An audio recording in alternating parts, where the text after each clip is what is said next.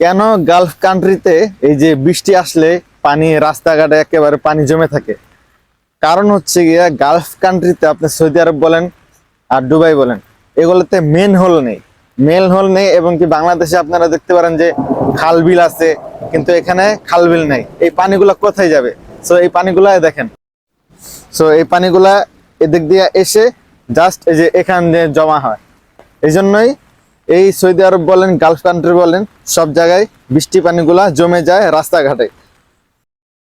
সেই তুলনায় আমাদের বাংলাদেশ অনেক ভালো আছে, কারণ বৃষ্টি আসলে কোনো প্রকার পানি একেবারে জমাট হয়ে থাকে না। কারণ সেই ড্রেন বলেন অথবা মেন হোল বলেন অথবা খালবিল বলেন, সেই খালবিল থেকেই আমাদের যেই বৃষ্টি পানিগুলা জমে থাকে সেগুলা ওইখান দিয়ে চলে যায়। আর এই গালফ কান্ট্রিগুলোতে এই সমস্যা হয়, কারণ এখানে কোনো ড্রেন নেই, মেন হোল নেই, খালবিল নেই। এই জন্য এই পানিগুলা জমে থাকে। দেখুন এখানে কত পানি জমে রয়েছে।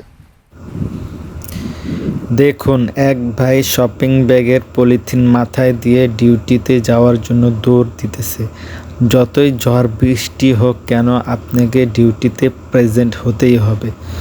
সৌদি আরবের এই জিনিসগুলো খুবই ভালো, তারা সাধারণ জনগণকে অনেক ভালো সার্ভিস দিয়ে থাকে। আপনারা দেখতে পারতেছেন যে এখানে পুলিশের গাড়ি, প্রত্যেকটা মোচড়ে মোচড়ে এখন পুলিশের গাড়ি দেখবেন, কারণ এখন বৃষ্টি নামতেছে। তো তো তো তো তো তো তো তো তো তো তো তো। ইয়া।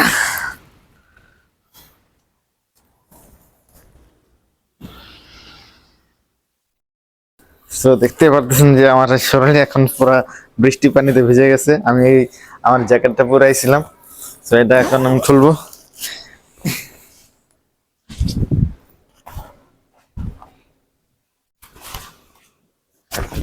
ভাই, ঝড় বৃষ্টি যাই হোক না কেন আপনাকে ডিউটিতে আসতেই হবে।